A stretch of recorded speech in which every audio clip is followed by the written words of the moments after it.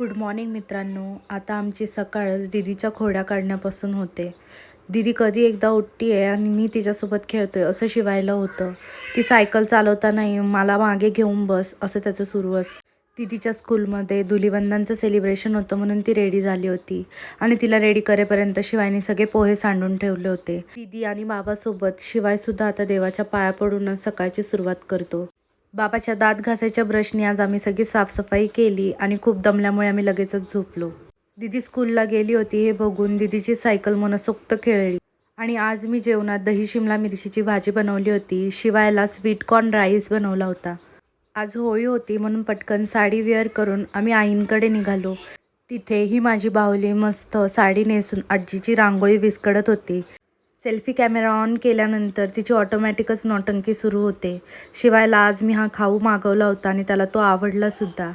त्याचं आवरलं आणि देवाची पूजा बघून तो खूप खुश झाला होता. सगळं झाल्यानंतर आम्ही होळीला गेलो. होळीच्या पाया वगैरे पडलो, नैवेद्य दाखवला आणि जेवण केलं. आज आईंनी पुरणाचा स्वयंपाक केला होता.